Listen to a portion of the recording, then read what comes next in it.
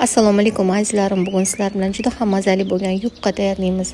Bismillah deb ishimizni boshlab olamiz. Buning uchun bizga 300 grammda suv kerak bo'ladi. Ustiga bir osh qoshiqda tuz solib, yaxshilab aralashtirib olamiz. Tog'orachamizga suvimizni solib olamiz. Mo'ljaldagi 5 stakan atrofidagi unni solamiz, ya'ni 700 gramm atrofida un solib olamiz. Agar yetmasa, yana qo'shishingiz mumkin yoki bo'lmasa kamroq solishingiz mumkin. Shuning uchun bo'lib soling toki xamiringiz o'rtacha yumshoqlikda bo'lsin. Ustiga salfan yopamiz va yarim soatga tindirishga olib qo'yamiz. Endi bizga 500 gramm qizil sabzi, 500 gramm sariq sabzi va 5 dona o'rtacha kattalikdagi piyoz kerak bo'ladi. Yirik tishidan o'tkazib olamiz, shunaqangi uzun bo'lib chiqadi. Endi yarim litr yog'ni qizdirib, piyozimizni mayda qilib to'g'rab solamiz va o'lguncha qovurib olib, ustidan sabzi, ziravorlarni solib, buni ham so'lguncha qovurib olinadi. Ustidan mo'ljaldagi 400 gramm atrofidagi qiymani solib olamiz va buni ham yaxshilab pishgunicha past olovda qovurib turamiz. Ziravorlarini yana bir marta ko'rib qo'yasiz. Endi laganga solib, buni sovutib olish kerak bo'ladi.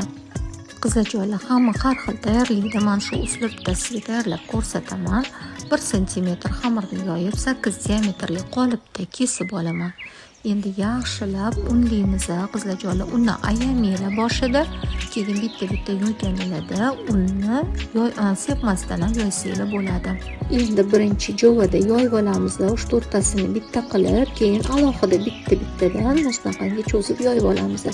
Juda ham yo'qqa qilib, bir xil qilib chetlarini ham bir xil qilib yoyish kerak bo'ladi qizlar. Shunaqangi ingichkaroq o'qlov tanlaylar.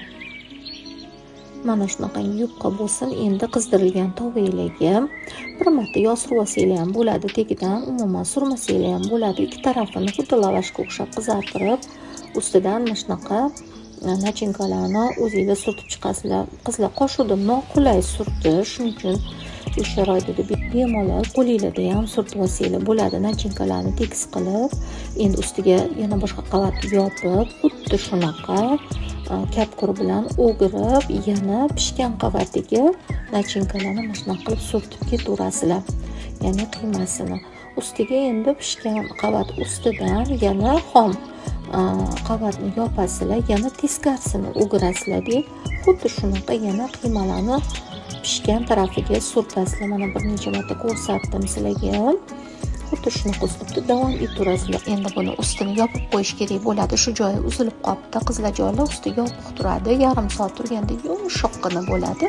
Bemalol yupqalarni yasab, ustiga qolgan qiymalarni solib bezatib olasiz. Qiziljoylar juda ham mayin chiqqan yupqa, o'zini nomi bilan shunaqa yupqa chiqqan.